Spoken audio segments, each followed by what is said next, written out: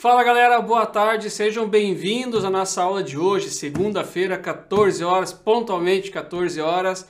E hoje vamos falar de 64, 128 ou 256 clientes por porta-pom. Olha só que louco, há uns anos atrás a gente falava no máximo para 128 e hoje, aos poucos, a gente pode ir falando em 256. Mas a gente tem que estar ligado nisso, a gente tem que estar ligado para não fazer nenhuma besteira, para ter certeza daquilo que a gente está fazendo, para a gente realmente poder tirar algum tipo de vantagem sobre isso. Bom, galera, antes da gente começar aqui o nosso conteúdo, coloca aqui de onde que você é, coloca como que você está ouvindo também, como que está o áudio aí para você, está tudo certo, tudo certinho. A gente fez os nossos testes aqui, aparentemente tudo ok, então vamos dar um salve agora, vamos dar uma olhadinha da onde é o pessoal que já está aqui com a gente. E aos poucos, agora a gente vai começando, vamos desenrolar, eu quero mostrar toda uma linha de raciocínio que eu montei, tudo que eu preparei para a aula de hoje, para te ajudar a tomar essa decisão, 64, 128 ou 256 por porta-pom. Bom, eu já vi que tem a galera aqui de BH, Minas Gerais, BH, galera de BH, adoro BH, já fui algumas vezes a BH, lugar muito bom mesmo, muito bom mesmo. Mas da onde temos aí, pessoal? Vamos botar o áudio. Vamos dar aquele feedback, que a gente ainda tem tempo de ajustar alguma coisinha que talvez não tenha ficado aí 100%. Maravilha. Pernambuco, Bom Jardim, Pernambuco. Eduardo, bem-vindo à nossa aula de hoje. Maravilha, maravilha. Santarém, já fiz projeto em Santarém, hein? Santarém tem algumas redes bem grandes por aí. Já fiz projeto em Santarém também. Legal, legal. Ceará, maravilha. Poxa, Camboriú aqui do ladinho, aqui pertinho. Legal, Tocantins. Júlio de Castilhos, Rio Grande do Sul. Opa, maravilha. Poxa, galera, isso que é uma coisa legal da nossa aula aqui, viu? Quando a gente analisa da onde está vindo o pessoal, da onde está a galera, quem está acompanhando a aula aqui, é gente de tudo que é lugar do Brasil, sem contar fora do Brasil, né? Tem mais um monte de aluno fora do Brasil aí, que também prestigia, também está aqui acompanhando o conteúdo. Em especial essas aulas de segunda-feira, que tem sido um projeto muito bom, um projeto muito legal, que nós começamos a rodar de novo esse ano. É um projeto que eu já fiz em 2019. Em 2019 foram mais de 40 aulas em segundas-feiras e nesse ano é a mesma coisa. Quando a gente chegar lá na última semana do ano, a gente vai ter na nossa aula número 40. Então ao longo desse ano serão 40 aulas como essa aqui, aulas gratuitas que ficam aqui disponíveis no YouTube por 24 horas. Então se você não é aluno do curso de Projetos FTTH 2.0, você tem 24 horas para assistir esse conteúdo quantas vezes você quiser. E aí, se você for um aluno do curso do Projetos FTTH 2.0, depois você pode assistir esse curso, essa aula, mais muitas outras vezes. Enquanto você tiver acesso à plataforma, você pode ir lá, acessar, assistir essa aula, assistir as outras 12 aulas que já aconteceram. A gente está na aula número 13 hoje, se eu não me engano. Deixa eu ver. Hoje é a aula número 13, então pode assistir as outras 12 aulas que já aconteceram e todas as outras que vão acontecer até a gente fechar as nossas 40 aulas, esse ano. Maravilha, ó. Lagoas, São Paulo, Salvador. Maravilha, coisa boa, galera, coisa boa. Então vamos lá, pessoal. Vamos começar então a nossa aula de hoje. E nessa aula de hoje a gente vai falar sobre quantidade de cliente por porta-pom. Por que eu trouxe esse tema? Porque mais não significa qualidade. E também menos não significa qualidade. A gente tem que encontrar qual que é o ponto de equilíbrio, o que que fica interessante, o que que se ganha, o que que se perde para cada tipo de rede, para cada tipo de situação. Se você procura respostas certas, do tipo assim, tá certo fazer 64 ou é certo fazer 128? Isso não existe. É a mesma coisa que perguntar se é melhor balanceado ou melhor desbalanceado. Isso também não existe. Não existe porque depende de cada projeto, depende de cada cenário, depende de cada situação, depende das condições técnicas do provedor também. O provedor tem que saber se ele tem condições técnicas de administrar aquilo ou se ele não tem condições técnicas de administrar aquilo e daqui a pouco tomar uma decisão mais pensada em facilidade e não tentar tornar a coisa um pouco mais complexa para economizar algum dinheiro. Então, esse ponto de 64, 128, 256...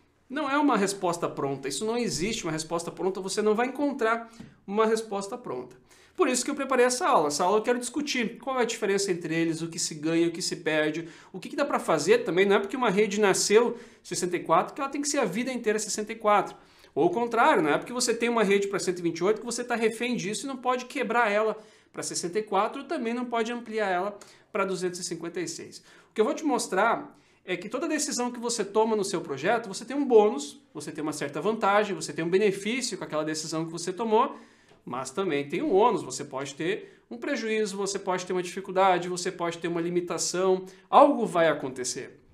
E aí eu vou te ajudar a colocar isso na balança. Poxa, será que vale a pena fazer assim ou será que vale a pena fazer assado? Pensando em hoje, pensando no ano que vem, pensando daqui a 5 anos, pensando daqui a 10 anos, a gente tem que analisar todos esses cenários. Então, com isso, a minha ideia é que você esteja preparado para tomar a sua melhor decisão. Assim como o balanceado e desbalanceado, assim como a aula que a gente já fez sobre CTO de 1 para 8, 1 para 16 e tantas outras aulas que a gente já comentou por aqui sobre vários pontos de vista. Isso é uma coisa legal. Isso é uma coisa legal. Eu defendo muito isso no curso de projeto. No curso de projeto, o projetista tem que ter aquela sensibilidade. Poxa, eu vou fazer aqui, eu vou ganhar isso aqui, vou fazer isso aqui, eu vou perder aquilo lá. E aí o projetista ele vai encontrando o caminho, o que fica melhor para a realidade dele, para a cidade dele, para a cidade que ele está fazendo o projeto para o provedor de internet, a curto, a médio e a longo prazo também. Enxergar esse panorama, isso facilita muito, muito, muito. Bom, quero começar essa aula falando da origem dos 128 clientes por porta-POM, ou problema dos 128 clientes por porta-POM. Isso não é algo novo, isso não é nenhuma novidade, isso já acontece há muito tempo.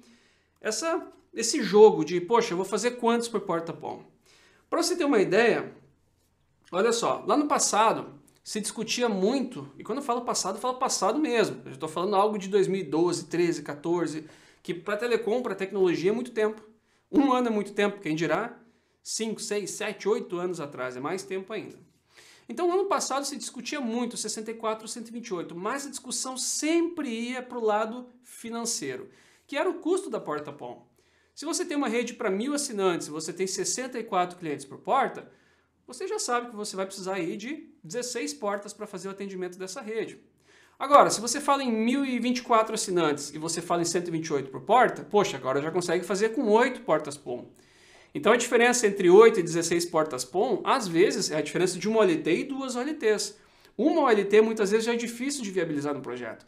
Muitos provedores têm essa dificuldade. Poxa, é difícil lá comprar uma OLT, isso custa muito caro. Então vou fazer 128.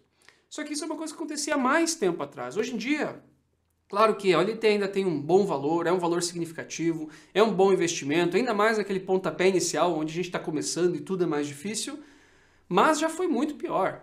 Muito pior mesmo. Hoje em dia, essas OLTs que tem 8 portas POM, ou até mais, essas que tem as 16 portas POM, que custam seus 18, seus 20 mil reais, poxa, uma OLT com 8 portas POM, alguns anos atrás, custava 30 mil, 35 mil reais. Uma OLT pequenininha com 8 portas POM, pizza box, uma OLT compacta. Então já foi muito mais caro. Então esse problema de 128, 64, ele já existe há bastante tempo. Mas ele não existe só no mundo POM. Não existe só no mundo POM. E já é algo cultural e a gente tentar extrair ao máximo aquilo que um equipamento pode fornecer. Poxa, se você viu que na especificação ele pode entregar até tanto, a gente vai lá e tenta estressar ele para ele realmente entregar aquele tanto, ele realmente entregar aquele máximo. Isso é um jeitinho que a gente usa para tentar, no final das contas, viabilizar financeiramente, né? Levar ao extremo o uso das coisas. Isso já aconteceu em outras tecnologias, eu comentei agora há pouco isso.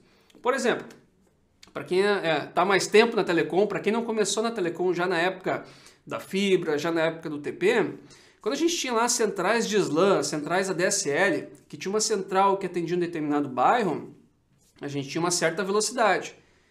E à medida que a velocidade foi aumentando, o que aconteceu? O pessoal teve que instalar mais centrais.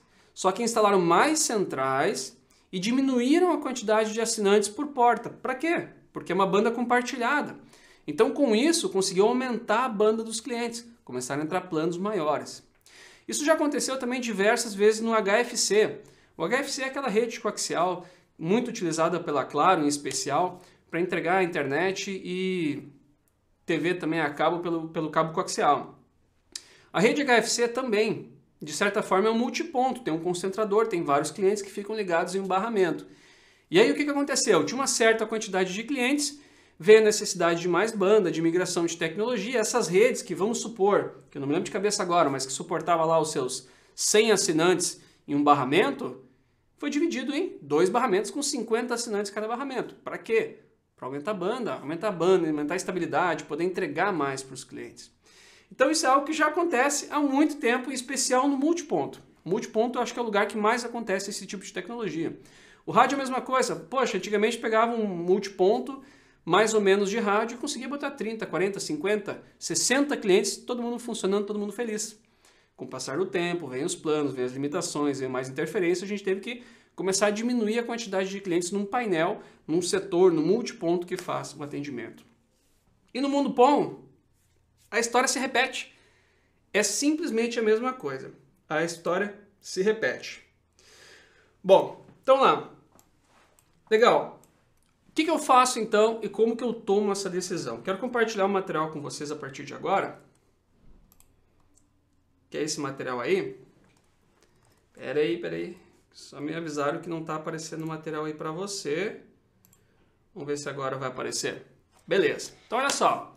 Esse material que eu quero compartilhar aí com você é o material que eu preparei para a aula de hoje e a aula inteira vai ser baseada nesse material aqui. É sobre esse material que a gente vai discutir. Então, vamos lá. O que geralmente é controlado quando a gente fala em 64 ou a gente fala em 128 clientes por porta-PON? O que geralmente é controlado são duas coisas. A primeira coisa é a razão da porta. O que é a razão da porta? A razão da porta é a capacidade da porta. Então, no seu melhor estado de funcionamento, com tudo certo, tudo funcionando, quantos clientes a porta-PON consegue atender no equipamento? Esse é o primeiro parâmetro que geralmente é controlado. O segundo parâmetro é a intensidade de sinal.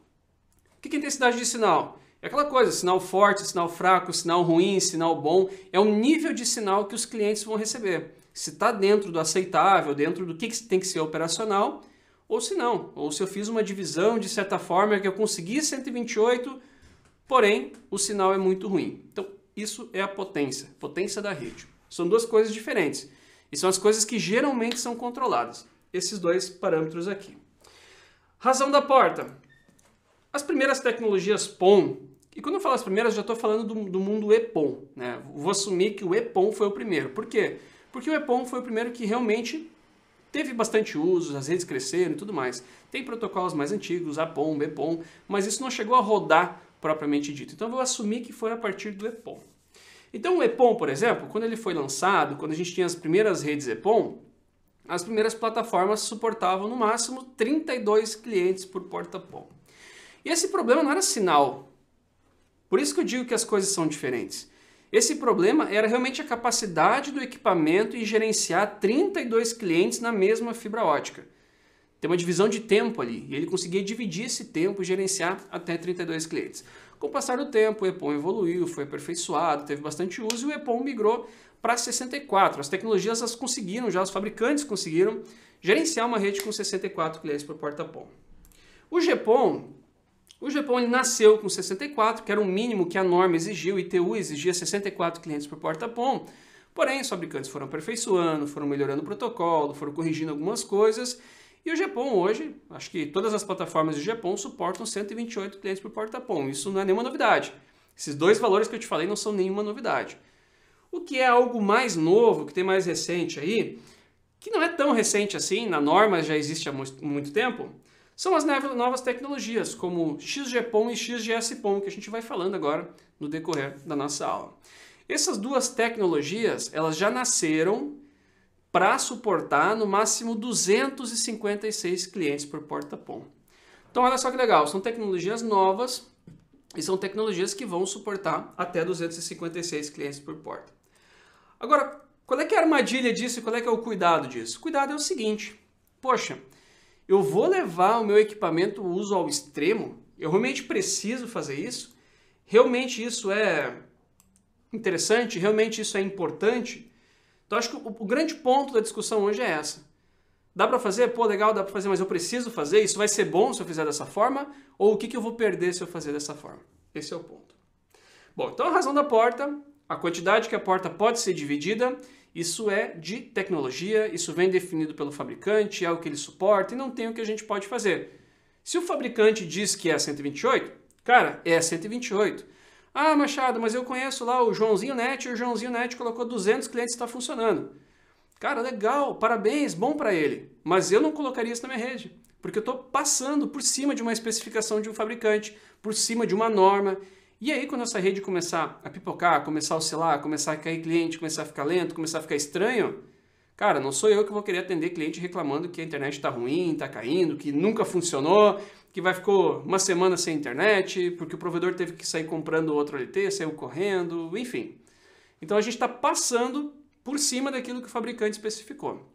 E eu não recomendo fazer isso. Eu sempre recomendo a gente ficar ali naqueles limites que o fabricante estipulou. Por quê?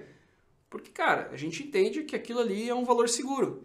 É igual produto com a data de validade vencida. A gente sabe se passar um dia, 2, 3, não dá nada.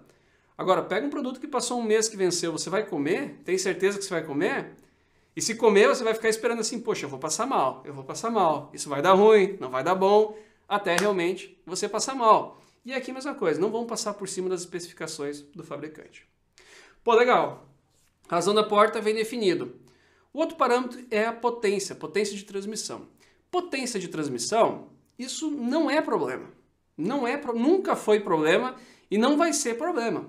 Por quê? Porque se você tem uma rede bem dimensionada, você consegue acompanhar a evolução dos SFPs, consegue jogar conforme o tipo de SFP e a sua rede vai ter um nível de sinal bom. A sua rede não tem um nível de sinal bom quando você não fez o cálculo de potência, não fez o dimensionamento correto, usou materiais ruins de repente, usou um conector ruim, um conector sujo, um conector que atenua muito, a fibra está torcida, enfim, quando algo de fato não está legal. Agora, se você fez o tema de casa, fez o cálculo de potência e instalou tudo certinho, você resolve o problema de sinal com os tipos de SFP. Existem vários tipos de SFP, várias classes. Em especial, no GPON, a gente usa 3 tipos de classe. Por que no GPON? Porque o ITU regulamentou essas classes para o GPON. O ITU fez isso. Então, no GPON, a gente tem lá o laser B+, que são os primeiros lasers PON que começaram nas OLTs. Depois teve o C+, e depois o C++, que na verdade, o laser C++, o nome técnico dele, se a gente for procurar lá no datasheet, é laser classe D. O C++ foi um nome comercial que pegou e de fato pegou. Todo mundo chama de laser C++, mas a norma diz que é o laser classe D. Qual a diferença entre eles? Bom, a diferença é o seguinte. O laser B+, ele tinha uma certa potência de transmissão, que ela podia ser de mais 1.5 até mais 5 dBm. Quando lançaram o laser C+, essa potência de transmissão mudou de mais 3 a mais 7 dBm. Ou seja, ele está transmitindo mais forte, tanto o valor mínimo quanto o valor máximo. Subiu o mínimo e máximo para uma camada acima, um valor mais forte. Quando surgiu o laser classe D, ou C++, de novo, subiu o mínimo e subiu o máximo. O que isso quer dizer? Quer dizer que à medida que os lasers foram evoluindo, o laser tem condição de falar mais alto. Ele grita agora. Ele não fala mais, ele grita. Então, quando ele grita, mais pessoas conseguem escutar. A voz dele, o sinal dele vai mais longe. E quando eu falo mais longe, eu não estou falando de distância. Porque todos esses lasers aqui, eles foram criados para trabalhar com redes PON com range de 20 km. Então não é porque a gente bota um laser C++ e C++ que a gente consegue mandar um sinal PON mais longe. Não, a gente consegue dividir esse sinal PON mais vezes e não mais longe. Alguns fabricantes até permitem você trabalhar com janela de 20 km e ranges diferentes. Isso se chama PON Extended. Por exemplo, você tem uma porta PON que atende de 0 a 20 km. Você tem uma segunda porta PON e essa segunda porta PON pode atender de 20 a 40 km. E a terceira porta PON, por exemplo, ela pode atender de 40 a 60. Então tem esse recurso, que são ajustes na OLT para ela poder escutar sinal dos clientes que estão mais afastados, ela ajusta o tempo dela de transmissão e o tempo de recepção. Com isso a gente consegue atender clientes mais longe. Mas isso não está relacionado à potência, isso está relacionado ao ajuste dela do tempo de transmissão, ajuste do TDMA. E não é o foco de hoje também aqui falar de PON Extended, é só para dar uma pinceladinha nisso. Então o laser aumentou a potência de transmissão do B+, para o C++ e para o C++. Para quê? Para a gente poder dividir mais o nosso sinal. E não porque a nossa rede está com um sinal ruim e a gente foi lá e trocou o SFP para ganhar potência. Não é isso. É para usar conforme aquilo que a gente precisa, não para corrigir alguma deficiência, alguma falta de habilidade nossa na hora de fazer o nosso projeto, fazer a nossa rede. Só que aconteceu o seguinte, a norma já previu que você poderia trocar o SFP para fazer alguma modificação da rede, mas que você não iria sair trocando os SFPs dos clientes ou trocando o ONU dos clientes. Você deveria manter aqueles clientes, você não ia trocar seus 1000 clientes, imagina trocar 1000 ANIL de cliente porque você quer botar um laser mais forte, C+, e aí esses clientes tinham que ter também um laser C+. Ele previu já que você ia usar lasers diferentes. Então aconteceu o seguinte, à medida que a potência de transmissão do laser aumentou também a sensibilidade. Sensibilidade é a capacidade dele de recepção. Ou seja, do B+, para o C+, o laser C+, ele consegue escutar sinais que estão um pouquinho mais baixos. Por exemplo, quando você tem lá na OLT um laser B+, ele consegue escutar um sinal que vem do cliente, desde que esse sinal esteja, como pior caso, menos 28. Então, menos 28 ele escuta e está dentro do ok. Menos 29 pode ser que funcione, mas a chance de dar problema é alta, menos 30, menos 31, menos 32. Vai dar algum tipo de problema, porque o limite é o menos 28. Menos 28 ele está quase que ele não está mais escutando aquela ANIL. Do B+, para o C+, como a ideia é dividir mais a rede e não trocar o ANIL do cliente, a sensibilidade ela foi para menos 32, então teve um ganho aí de 4 dB na sensibilidade da OLT, na sensibilidade de recepção do sinal que vem dos clientes. E para o C++ a mesma coisa, a sensibilidade já pulou para menos 35. Para que isso? Para a gente poder dividir mais o sinal da nossa rede sem ter que trocar as ANILs dos clientes, sem necessidade de ter que trocar o ANIL dos clientes por um laser mais forte. Pô, legal, entendi. Então quando que eu uso cada laser? Eu já fiz uma aula sobre isso há um tempinho atrás e eu trouxe alguns exemplos nessa aula que eu tinha feito para a gente ter algumas referências, para a gente ter um ponto de partida. Tá? Por exemplo, vamos supor que eu tenho uma rede para 64 clientes. Qual que é o sinal que deveria ter essa rede? Para a gente descobrir o sinal, tem que fazer o cálculo de potência. E tem alguns passos para isso. O primeiro passo é a gente saber o quanto a nossa rede atenua. Para a gente saber o quanto a nossa rede atenua, a gente pega uma topologia, faz o desenho, coloca lá os valores e soma a atenuação. Por exemplo, eu tenho na tela aqui um exemplo onde eu tenho a minha OLT, eu tenho DIO, tenho um splitter de primeiro nível de 1 para 8 e um splitter de segundo nível de 1 para 8. Eu tenho a soma aqui de todos os passivos, eu tenho 5 km de fibra, 4 conectores, eu tenho fusões, tenho 2 splitters, e eu descobri que essa minha rede aqui, ela atenua 24,65 dB. Esse valor não é sinal, esse valor é o quanto ela atenua, 24,65. E aí, para saber qual é o sinal da rede, eu tenho que botar uma outra coisinha nessa conta aí, que é a potência de transmissão do laser. O sinal vai ser a potência de transmissão do laser menos a atenuação da rede. E aí eu vou ter qual que é o sinal que eu estou recebendo. Eu preciso fazer essa conta. Potência de transmissão, atenuação da rede, eu vou ter o sinal que eu estou recebendo. Por exemplo, se o laser da minha OLT for um laser B+, e vamos supor que esse laser B+, está transmitindo a mais 3,5 dBm, e a minha rede atenua 24,65 dB, o sinal que vai chegar lá na casa do cliente vai ser na casa dos menos 21,15 dBm. Esse é o sinal, essa é a intensidade de sinal que chega em 1490 nanômetros na casa do cliente, menos 21,15. Agora, se o meu cliente tem uma ONU com um laser mais simples que transmite uma potência mais baixa, o que vai acontecer? Eu tenho aqui esse cliente que está transmitindo a mais 1,5 dBm. E esse é um valor médio de transmissão das ANIUs. Mais 1,5, mais 2,5, mais 2, fica mais ou menos por aí. Então, se a minha ANIU está mandando a mais 1,5 e a minha rede está atenuando 24,65, o sinal que vai chegar lá na OLT daquele cliente é de menos 23,15. Olha só que legal.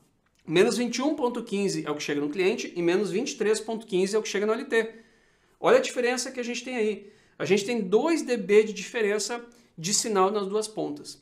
E isso não é problema, isso é porque os lasers têm potência de transmissão diferente. E aí acontece, é comum acontecer nos provedores, de migrar para um laser mais forte, cada vez mais forte, e aí você vai ver o que vai acontecer a partir de agora.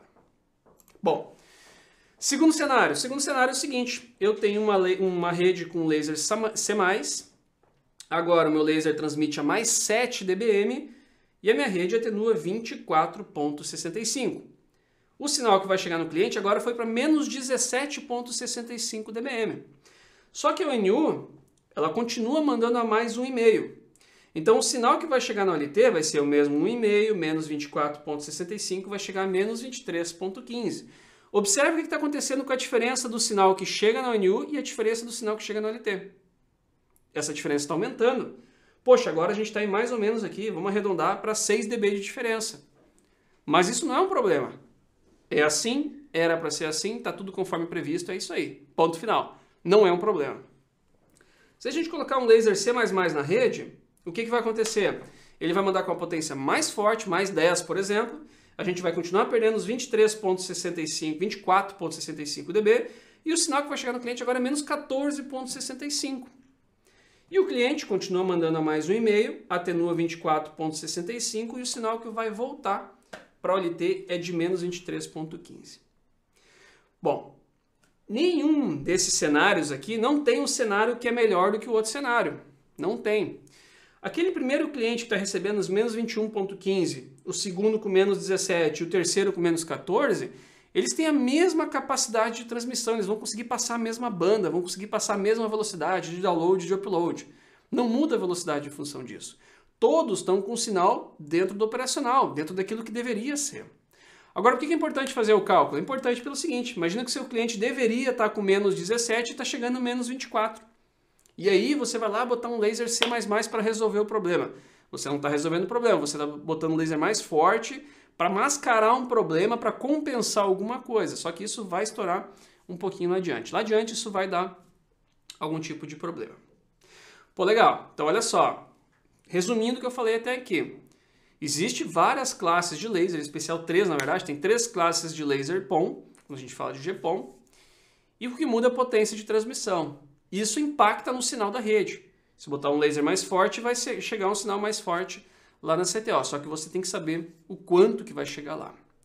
E aí o papel do projetista é o seguinte, o papel do projetista é equilibrar essas coisas, é entender que ele vai ter que fazer o dimensionamento entre um sinal bom e um sinal ruim.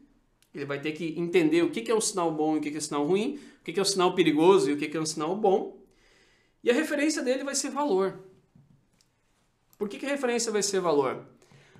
Porque, basicamente, isso tem um impacto direto no valor do projeto. Em especial em porta-PON. Em especial em porta-PON. O que mais pega financeiramente falando é porta-PON. E aí, olha só. Pensa comigo. O que mais pega é porta-PON. Imagina que você tem um cenário que você colocou 128 clientes por porta para economizar em porta-PON. Na verdade, nem preciso que você imagine, isso é uma história que eu já vi várias vezes acontecer. Você fez 128 por PON para economizar na quantidade de portas PON. Legal. Só que aí não é só porta PON. Você tem fibra, tem o seu backbone, tem a utilização dos cabos, tem o ramal, tem toda a estrutura. E aí você lançou um cabo de 12 vias e você iluminou 10 ramais com 128 clientes cada ramal. Legal. Entende que você se amarrou. Você usou as fibras do backbone, você já fez 128 clientes, e aí alguma possível ampliação é um pepino, é um problema, porque provavelmente você vai ter que trocar esse cabo, ou vai ter que lançar um outro backbone, vai ter que fazer alguma modificação mais pesada. E o certo era ter visto isso lá no início, lá no projeto, lá na origem de tudo. Por exemplo, vamos negociar com o provedor. Cara, olha só, você quer gastar menos em porta-PON, e eu acredito que tem que ter menos cliente por porta-PON. Quem sabe, então, vamos fazer 128, só que vamos ocupar metade das vias do cabo. Vamos passar um cabo de 24 aqui ao invés de um cabo de 12. Vamos deixar uma gordurinha maior, vamos deixar uma margem maior para isso. E aí, você vai negociando, você vai encontrando esse ponto aí de equilíbrio. Legal. Então, olha só. O projetista, então, ele fica equilibrando essas coisas aí. Só que aí tem uma coisa interessante. Tem uma coisa muito interessante, que já aconteceu diversas vezes e vai continuar acontecendo por muito tempo. Essa tela aqui, ó, quem é mais das antigas, vai passar um filme na cabeça agora, talvez vai escorrer uma lágrima lembrando disso, mas a velocidade que a gente tinha poucos anos atrás, nada se compara com a velocidade hoje em dia. São coisas totalmente diferentes. Por exemplo, num passado não tão distante, 2007, 2008, na minha casa, meu exemplo, na minha casa, que trabalhava já com internet, já trabalhava com isso, que era obrigado não, mas que consumia um link maior, Em 2007 eu tinha um plano de 128K, eu tinha uma DSL de 128K na minha casa e era uma internet muito boa. Poucos tinham isso de internet na casa e eu tinha 128. E eu trabalhava, estudava, fazia acesso remoto ao provedor, fazia manutenção de casa, tudo certinho. Isso em 2007. Eu não estou nem falando de lá em 1985, quando chegaram os primeiros cabos óticos no Brasil. Não é isso. Eu estou falando de 2007, que é algo que não é há tanto tempo atrás assim. Tá? Então eu tinha essa internet de nada aí. E as pessoas tinham menos do que isso ainda. E aí, com o passar do tempo, veio 256, veio 512. Uau, chegou em 1 mega, chegou em 2 mega, chegou em 10. Nossa, chegou em 10 mega. E aí, sendo bem sincero, de 20, 30 mega para frente, a navegação eu nem percebi mais. A navegação eu nem percebi mais. E aí tem uma característica interessante. Não sei se você já analisou também no passado, olhou um pouquinho para trás, mas no passado existia um hábito aí de baixar muito conteúdo. Baixar. A gente botava de noite para fazer download, deixava paradinho na máquina lá para assistir depois. Seja algum material que a gente podia baixar ou pirataria. Pirataria já foi algo que acontecia muito mais. Só que hoje em dia, a internet está sempre ali à nossa disposição, a gente tem banda, tem tudo, que não faz mais sentido ficar baixando conteúdo, ter lá salvo no computador para quem sabe um dia assistir aquele filme, ou aquele vídeo, ou ler aquele material, ou olhar aquela apresentação. Teve uma troca de cultura aí quanto ao uso de internet também, tá? Mas o que eu quero te mostrar é o seguinte, não sei se você conhece quem é o IX é quem promove a infraestrutura para os pontos de troca de tráfego entre os provedores.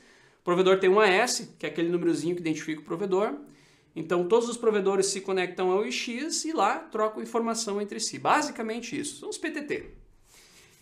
E o IX, ele monitora esse consumo. E essa informação ela é pública, você entra lá no site ix.br e você consegue ver o quanto que tem de tráfego em cada IX. São 33, se eu não me engano, e você consegue ver o quanto que tem de tráfego em cada um deles. Agora, olha que monstruoso isso aqui. Olha essa tela. Essa tela aqui, ela é uma tela que nos mostra um gráfico, e esse gráfico é o gráfico agregado de todos os pontos de troca de tráfego. São 33 pontos, se eu não me engano. Lá pelas 21 horas, lá de noite, é onde esse gráfico está batendo o pico dele. São 18 terabits de consumo de internet nos pontos de troca de tráfego, somando todo, no agregado, 18 terabits. E a galera pergunta, Machado, por que de noite o meu cliente reclama que a internet fica lenta? A resposta está aqui. De noite o consumo é maior. Então, se tem alguma coisinha na rede que não está legal, seja link, seja capacidade da OLT, seja sinal, qualquer coisa que não estiver legal na sua rede, de noite, quando o uso for aquele uso maior, o cliente vai perceber. Lá vai ser o horário que ele vai achar lento, que ele vai perceber que alguma coisa está estranha. Esse gráfico aqui, ele é o gráfico do diário, ele é um gráfico diário, que você consegue ver aí. Tá? Esse outro gráfico aqui, olha só, esse gráfico é um gráfico anual. Então nesse gráfico a gente consegue perceber o seguinte, o que aconteceu no último ano. No último ano, esse gráfico cresceu de picos, deixa eu botar uma canetinha aqui, ó. No início aqui, ele tinha picos que oscilavam de 6 a 8 terabits. Agora esses picos estão lá em cima, ó, quase 14 terabits. Isso aqui é a média do último ano. É o IX olhando no último ano para trás o que aconteceu no tráfego geral em todos os pontos de troca de tráfego. Agora olha essa outra tela aqui. Essa outra tela é referente à última década. Na verdade está exibindo a partir de 2014, que eu acho que quando realmente conseguiram mapear essas informações, realmente resolveram formalizar elas e prolongar essas informações por mais tempo. Só que olha que rica essa informação. Olha o gráfico em 2014 como é que era e olha agora onde o gráfico está. Essas telas eu peguei hoje de manhã. Essas telas.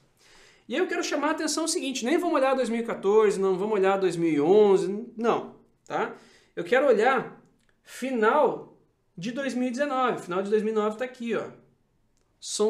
Final não. Vamos olhar um pouquinho mais adiante. Tá? Vamos olhar 2 anos para trás. Há 2 anos atrás e há só 2 anos atrás... Esse gráfico aqui, ele estava mudando, estava batendo aqui os seus 4 terabits. há 2 anos atrás? 4 terabits. E agora, na média da última década, esse gráfico aqui já está batendo 10 terabits. Sendo que no gráfico diário, agora já está batendo 18. Então, olha a curva, olha a crescente do consumo de internet. Esse é o ponto. Olha a crescente do consumo de internet. Pô, legal. Entendi. Mas o que isso tem a ver com 32, 64, 128 e 256 clientes por porta-pom? Tem a ver o seguinte. Esse gráfico aqui é o que a galera está consumindo de internet. Só que tem um consumo na sua rede que vai para a internet. Tudo passa pela sua rede. E as redes óticas, elas têm uma capacidade tremenda de banda. A gente consegue entregar muita banda para os nossos clientes. Só que o limite ainda está nos equipamentos, ainda está nas pontas. Esse é o limite. Então, olha só, analisa comigo. Imagina que você fez um projeto em EPON há bastante tempo atrás e você colocou lá 64 clientes numa porta-POM. Legal. O que isso significa? Isso significa que a OLT vai pegar aquela porta EPON de 1 GB de capacidade e vai dividir para 64 clientes. Ela vai ter que entregar banda para todo mundo, um pedacinho de banda para cada um, e ela vai suportar entregar a banda para até 64 clientes. Quanto ela vai entregar de banda? Depende daquilo que você configurou. Se é uma banda garantida, uma banda mínima ou uma banda máxima. Tem 3 tipos de banda que você configura: garantido, mínimo e máximo, que você pode montar lá no template. Depende disso. Mas ela vai dividir para 64 clientes. Legal. Se ela vai pegar lá 1 GB, dividir por 64 clientes, ela vai dar o que a gente chama de banda alocada de 19,53 MB. O que é isso? Isso é, se você pegasse os 64 clientes e dissesse que eu quero uma banda 100% garantida para cada um desses 64 aqui. Então, cada cliente poderia consumir 19,53 MB. Isso é banda alocada. E aí acontece o seguinte: na média do mercado tem uma regrinha lá, um fator de multiplicação por 10, que muitos provedores utilizam. Isso não é uma regra, isso não é uma norma, não serve para todo mundo, muda conforme o comportamento regional, o comportamento dos clientes, o perfil de uso dos clientes, mas muitos provedores utilizam. E com esse fator de 10x, significa que se você tem uma banda alocada de 19.3, você poderia comercializar planos de 200 MB sem se incomodar. Por quê? Porque a internet ela é feita de picos. Quando o Machado está usando na casa lá dele, eu tenho alguns picos de consumo. E aí daqui a pouco eu não estou usando. E aí você está usando na sua casa. Aí você tem pico de consumo. Quando você não está usando, eu estou usando.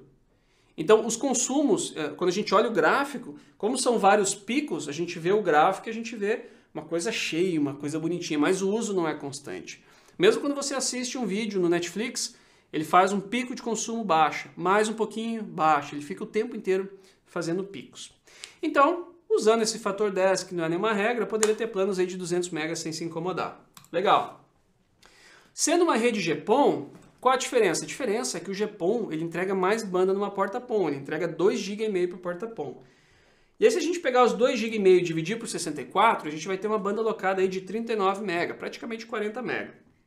Com essa banda alocada, usando o fator 10x, a gente conseguiria comercializar planos de 400 MB sem dor de cabeça. De novo, não é regra, por favor, não tome isso como uma regra no seu provedor, porque não é exatamente assim que funciona. Se a gente tem esse plano essa banda aí de 39 MB alocado, a gente consegue comercializar planos de 400 MB. Agora, se a gente tem uma rede GPON dividir para 128 para economizar em porta, a gente vai ter 19,53 de banda alocada, que vai dar planos de 200 MB. Então olha só que importante essa última informação aqui. 128 clientes, a gente tem uma banda alocada de 19,53, que é a mesma banda alocada para quem tem um EPON com 64. Então qual a diferença do cara que tem uma rede EPON 64 e uma rede GPON 128? A diferença nele está que o GPON ele tem mais recurso de monitoramento, de acesso remoto, de controle, isso ele tem, de fato. O EPON não tem, o EPON é um pouco mais limitado, é um pouco mais simples. Só que em compensação, no final das contas, o nível de banda ele entrega praticamente a mesma coisa. Vai ter alguma diferença ali, ok, mas vai ser praticamente a mesma coisa entre o cara que tem um EPON com 64 e um GPON com 128 clientes por porta. Então olha só qual é o impacto disso. Entendeu onde é que eu queria chegar? É no impacto disso de você pensar lá no projeto, pensar no dimensionamento. Ah, Machado, mas hoje eu tenho um EPON e depois o provedor quer migrar para o GPON. Beleza. Ah, Machado, mas eu tenho o GPON para 128 e depois a gente pensa em migrar para o XGS-PON. Pô, legal, mas vamos entender esse mundo, eu quero falar um pouquinho disso daqui a pouquinho, eu vou falar, tá? Mas vamos entender esses passos. Porque uma coisa é a gente montar uma rede nova. Poxa, vamos supor que você tem dinheiro, tem uma cidade nova para atender, um bairro para atender e você quer construir uma rede. E aí você pega tudo que você aprendeu, que você já viu que deu errado, que bateu cabeça, que foi um desperdício de dinheiro, e você faz essa infraestrutura nova num determinado local. Essa é uma situação, esse é o mundo ideal. É o mundo ideal. Recentemente eu fiz um projeto e o cara me disse assim, Machado, eu quero meu projeto e eu quero que cuide isso. Passou uma lista com 10 coisas que ele queria que eu cuidasse. E aí depois eu entendi que essas 10 coisas doeu nele quando ele tinha um provedor antigamente que ele acabou vendendo. Essas 10 coisas doeram nele e ele não quis elas na rede nova. Então quando a gente tem uma rede nova, cara, é fácil. Não vai repetir os erros. Agora, quando a gente tem uma rede já operando com o cliente em cima, que já está instalada, toquei, a coisa é diferente. E aí essa migração ela tem que ser muito bem pensada mesmo. Para quê? Janelas pequenas de manutenção, não deixar a internet cair, não deixar a internet ruim para o cliente enquanto você está fazendo uma troca de tecnologia, é um pepino mesmo. E aí tem que ser muito mais pensado. Bom, legal. Vamos falar um pouquinho sobre troca de tecnologia, tá? Porque eu escuto muito isso. Poxa, Machado, cara, beleza, eu entendi, é 128, não tá legal, mas eu penso em migrar para XGPON, para poder entregar planos maiores. Olha só que interessante. Vou voltar aqui na tela, eu quero mostrar mais uma coisinha para você, que é o seguinte. Esse fator 10 vezes, ele não serve como uma regra para todo mundo, tanto que, no último ano, bem dizer, muitos provedores têm começado a comercializar planos sem limite de banda, planos sem controle, planos de 1 GB, isso tem acontecido no último 1 ano. E eu conheço vários provedores que já comercializam esse tipo de plano de 600, 700, 800, de 1 GB, abriram a torneira mesmo, só que o consumo de uma porta PON aumentou pouca coisa mesmo. Pelos picos que a gente estava falando, pico de consumo, ninguém consome a banda o tempo inteiro. Não é porque o cliente tem 1 GB que ele vai consumir 1 GB o tempo inteiro, isso não existe. Não existe mesmo. E aí o que aconteceu? Hoje em dia tem várias redes com esse tipo de plano e são redes que têm 64 clientes por porta PON. E está funcionando perfeitamente. Uma rede lotada com 64 clientes, todos com planos altíssimos, sem dor de cabeça, rodando direitinho. Isso é só para te falar, para te comentar, que esse fator 10 vezes não é uma regra para todo mundo. É uma referência, é um ponto de partida muito utilizado para o mercado. Só que parece que quando os planos mais altos eles são, quando o cliente tem um pico mais alto de consumo, que ele consegue baixar aquela informação num tempo menor, a porta acaba tendo mais tempo disponível para as outras. É melhor ocupar uma porta com uma banda maior por menos tempo do que ocupar uma porta com uma banda menor por um tempo maior também. Uma banda menor, perdão, por um tempo maior. Então isso é um comportamento que vem acontecendo. Então hoje em dia tem várias redes para 64, tranquilo, com planos de altíssima velocidade. Bom, legal. Vamos falar sobre migração de tecnologia, tá? Muita gente fala assim, pô, Machado, legal, eu tenho 128, mas eu vou trocar para o XGS-PON. Eu quero bater um papinho sobre isso. Por quê? Porque o XGS-PON já se fala há muito tempo, o XGS-PON já se fala há bastante tempo, já existe norma há bastante tempo, mas comercialmente falando, hoje, se você lá quiser comprar um XGS-PON, dificilmente você vai conseguir da noite para o dia. Vai ser algo muito caro e vai ser algo com poucas informações. Hoje, infelizmente, tem poucas informações. Faz um teste, coloca no seu Google lá, comprar OLT XGS-PON. Você não vai conseguir lá no Mercado Livre comprar uma OLT XGS-PON. Não vai mesmo. Uma ONU, comprar uma ONU XGS-PON, não vai conseguir. Por quê? Porque ainda é algo novo. Tudo que é novo é uma quebra de paradigma, é importante, a gente tem que conhecer, tem que estudar, tem que olhar para esse tipo de coisa, afinal de contas a nossa empresa é de tecnologia, porém no início é mais difícil, no início é mais caro. Já foi isso no GPON lá no início. Comentei com você que uma OLT custava 35, 40 mil reais uma OLT e uma ONU Bridge com 4 portas custava 800 reais, 900 reais. Eu já vendi ONU com Wi-Fi, o Wi-Fi BG, ainda por cima, a 1.300 reais, 1.200 reais. Isso em 2011, 2012, lá naquela época. Não hoje em dia. Hoje em dia a coisa está diferente. Só que acontece o seguinte, essa tecnologia é nova e ela vai vir também com um valor maior. Ou seja, não vai pensando que é o mesmo investimento. Só para você ter uma ideia, o ONU XGS-PON até hoje eu não vi nenhuma ONU de entrada. O que é ONU de entrada? Aquela ONU mais simples, aquela ONU simplíssima mesmo, que o objetivo é ser barato. As ONUs são ONUs mais completas, são ANTs na verdade, são mais completas e custam seus R$ 1.400, R$ 1.500, R$ 1.800 uma ONU. Uma ONU. Uma ONU. Então quando o cara fala assim, poxa, eu vou mudar minha rede para XGS-PON para resolver o meu problema de 128 clientes por porta, esquece, você não vai resolver o problema assim. Você vai ter um problema financeiro se você está pensando assim. Você resolve esse problema de outras formas. Que é o que eu quero falar a partir de agora também, algumas outras questões a partir de agora. Por exemplo, vamos lá. Você fez sua rede, você não tem nenhum projeto, você construiu a sua rede com cabo drop, o sinal tem uma certa atenuação, mas está funcionando. Pô, Machado, minha rede tem menos 25, menos 26 dBm de sinal, mas está funcionando todo mundo certinho. Agora, qual é o problema? O problema é o seguinte.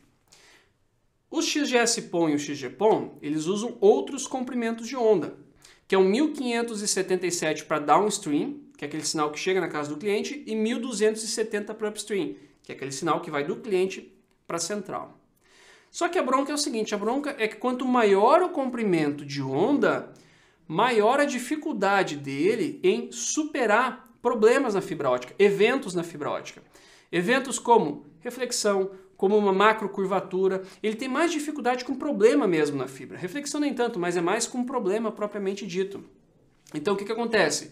Se a sua rede tiver com problemas na fibra, você vai ter mais problemas ainda quando você tentar botar o XGS-PON nessa rede. Vai ser mais difícil, é mais difícil do que o 1490 e o que o 1510. Outra coisa, o material que você usa é diferente. Por exemplo, hoje o Power Meter, que a grande maioria utiliza, são os Power Meters de uma portinha só, e é só que esse Power Meter universal, que custa lá os seus 200, 250, 300, 500 reais, são Power Meters universal. Por que universal? Universal porque você coloca lá o cabinho nele, coloca 1490, só que ele tem uma certa largura de comprimento de onda que ele consegue aferir. Por exemplo, se você tiver 1550 na rede, 1490 e 1550, quando você botar o Power Meter, o valor que ele vai te informar é errado.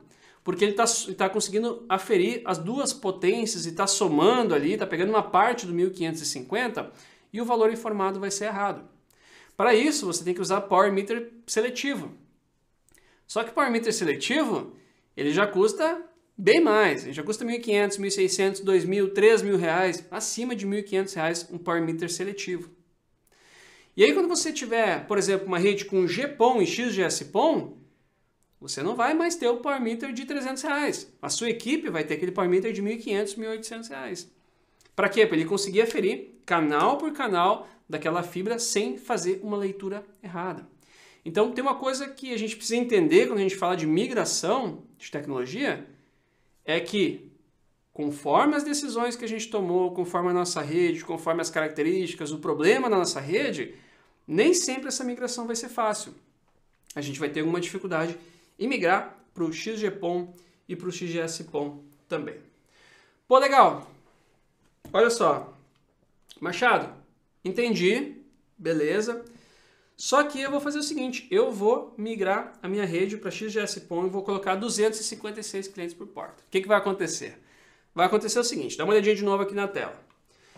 Se você tiver o XGS-PON e colocar os seus 256 clientes por porta PON, o que vai acontecer? Você está usando a capacidade máxima da porta, assim como 128 no GPON, por exemplo. E aí, se você pegar os 10 GB de downstream da porta PON, lá do XGS-PON, e dividir por 256, você vai ter 39 MB de banda alocada de novo.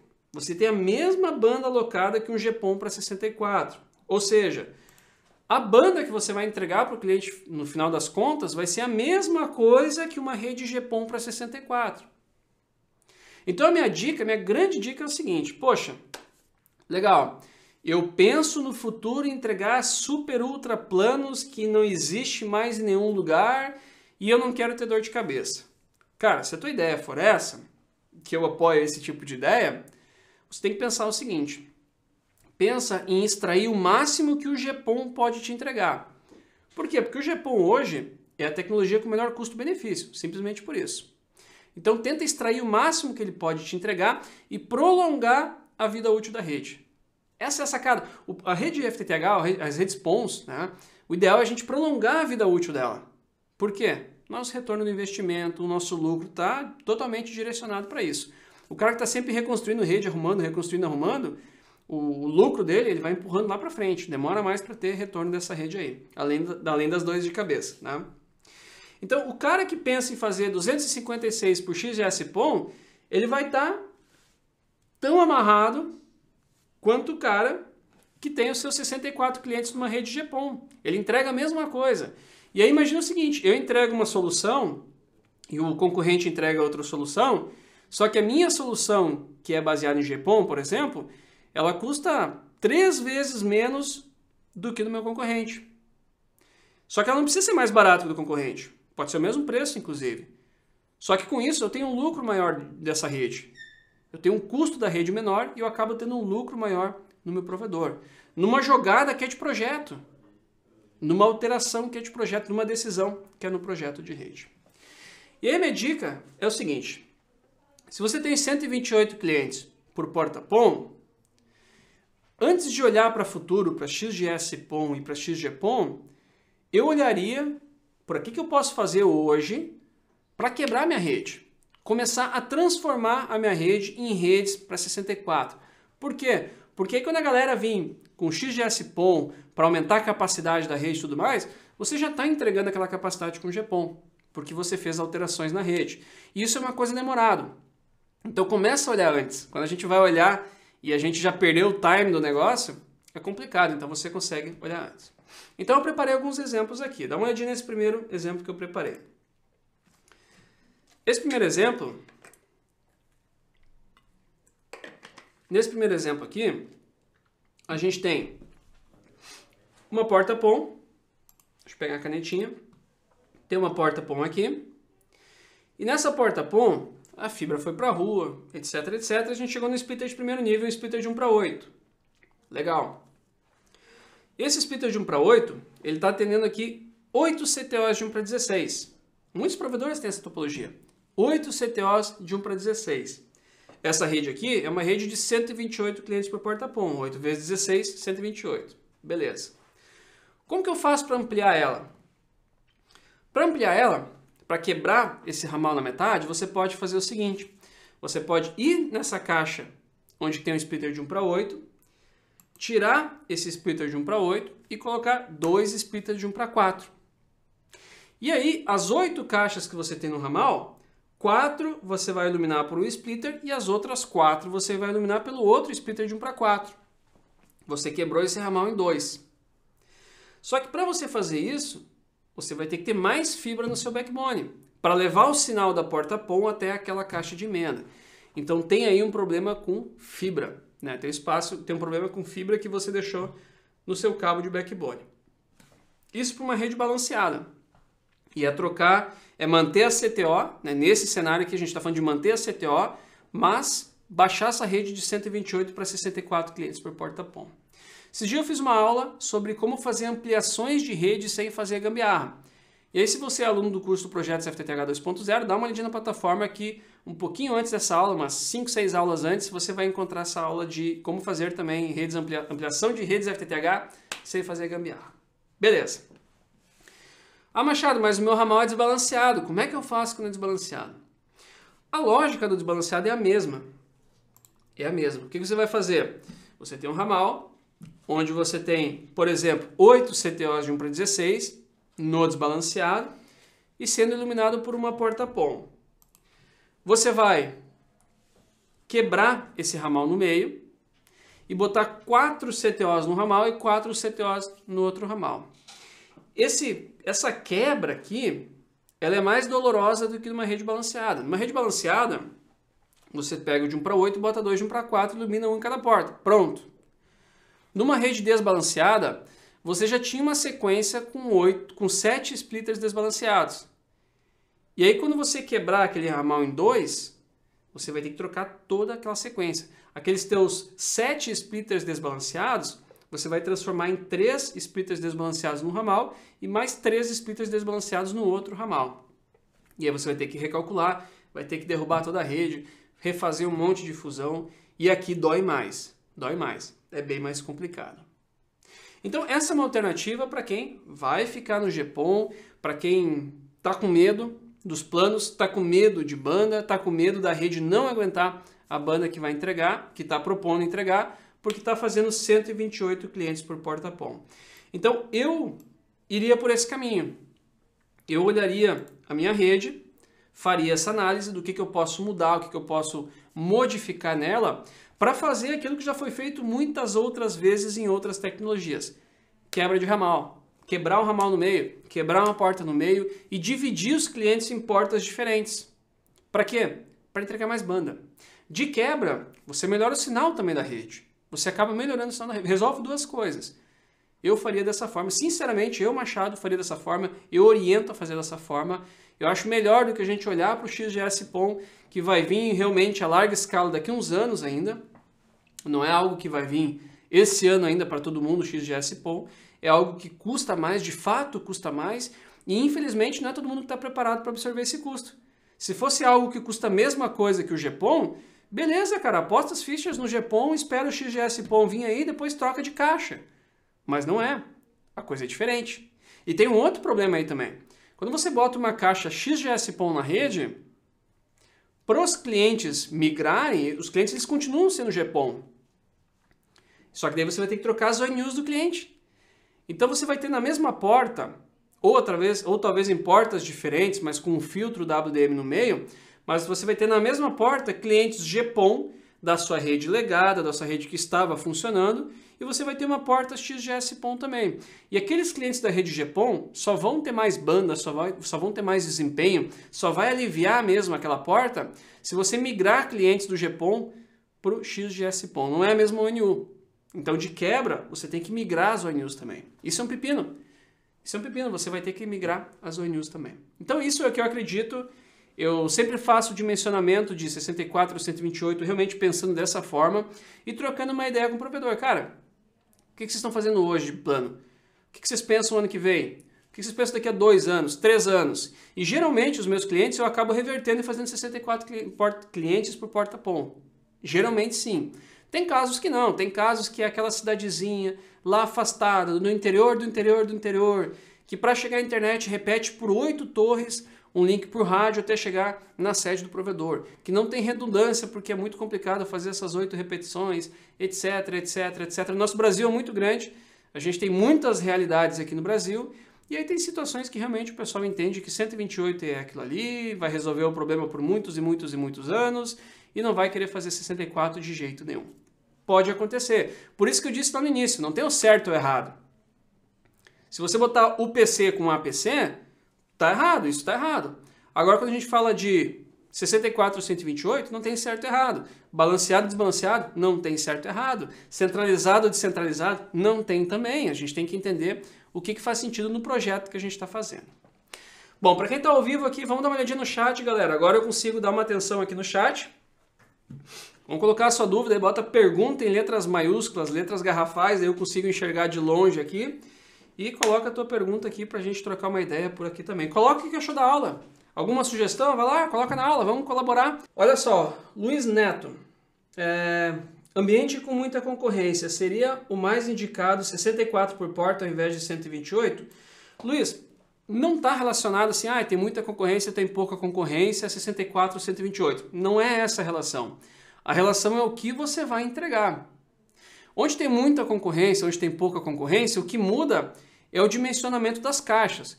Eu vou ter portas para atender 20% daquela quantidade de casas, 40% daquela quantidade de casas, 60% daquela quantidade de casas. Isso é referente à concorrência. Por quê? Porque a quantidade de clientes são aquela quantidade de cliente. E o que muda é a quantidade de porta.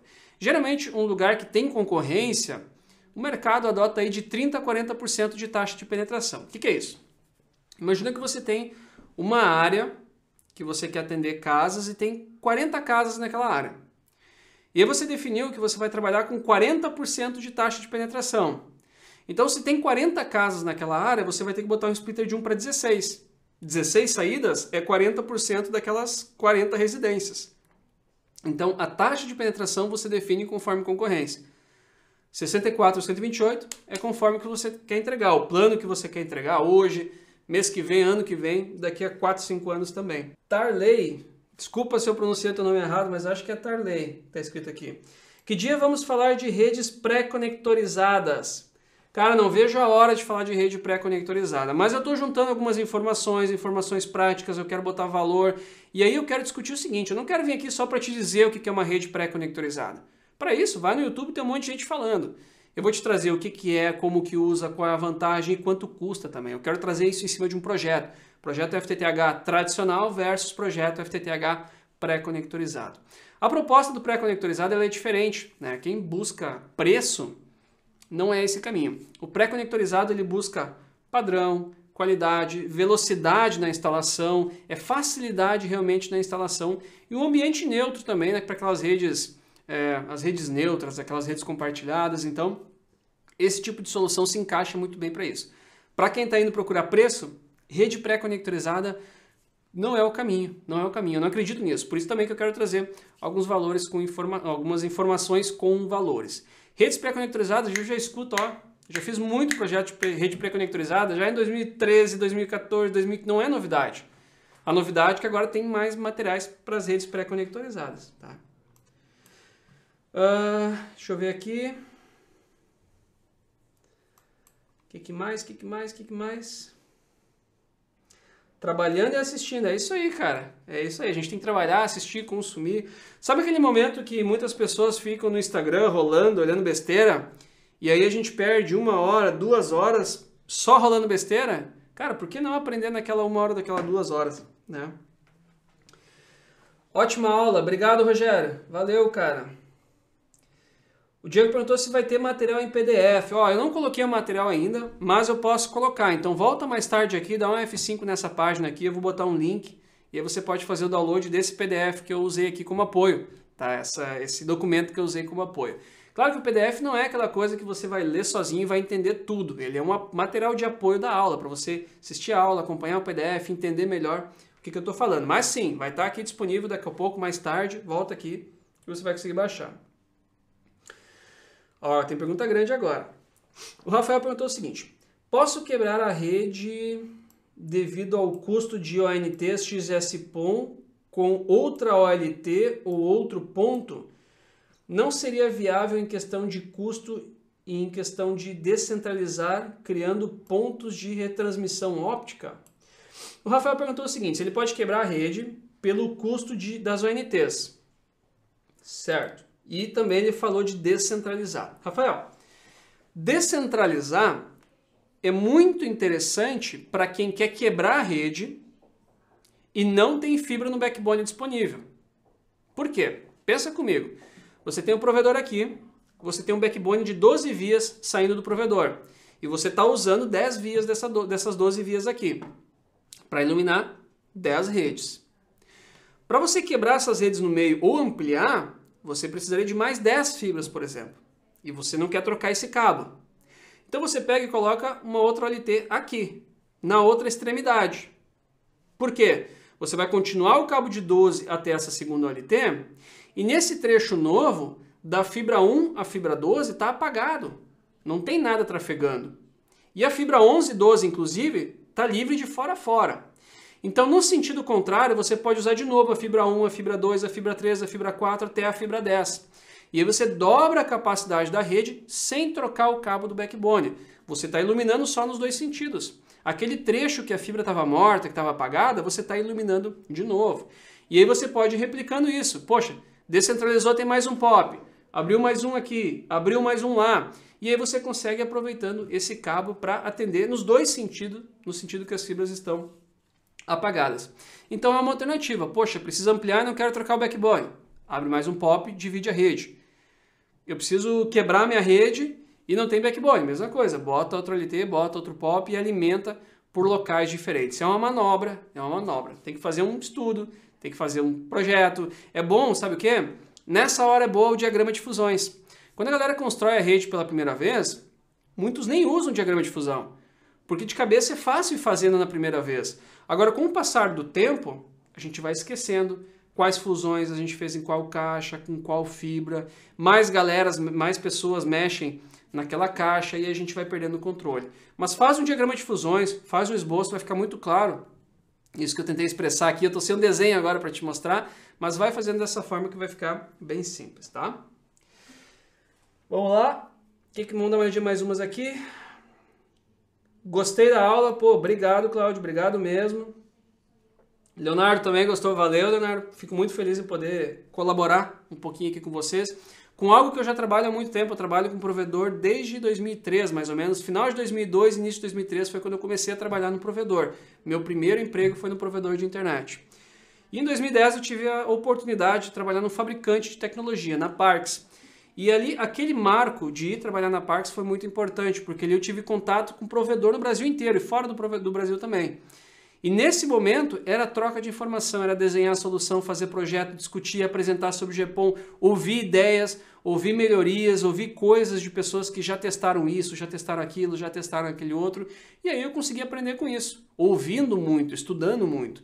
E é muito gostoso vir aqui e poder compartilhar um pouco disso, né? A gente contar uma coisa hoje, outra coisa amanhã, para realmente a gente procurar evoluir. O objetivo final sempre é esse. Se você aprender uma coisa nova por dia, eu tenho como meta pessoal isso. Todo dia eu tenho que aprender uma coisa nova. Se eu aprender uma coisa nova por dia, que é o mínimo, cara, no final de um ano eu vou ter aprendido 365 coisas novas diferentes na minha área. Estou falando de trabalho, nem estou falando da área pessoal, estou falando da área de trabalho mesmo. Creio que era isso por hoje, tá? O material que eu tinha separado é isso aí. Esse material aqui. Você entrou de paraquedas, caiu de paraquedas no meio da aula, no final da aula. Essa aula fica disponível 24 horas no ar. Amanhã de tarde ela vai sair do ar e aí perdeu. Aí só vai ter acesso quem é aluno do curso do projeto CFTTH 2.0. Esse sim, vai lá, acessa a plataforma e todo tempo que tiver acesso à plataforma pode assistir essa aula quantas vezes quiser. Galera, valeu, aquele abraço e eu espero vocês aí na nossa próxima aula segunda-feira. Até mais!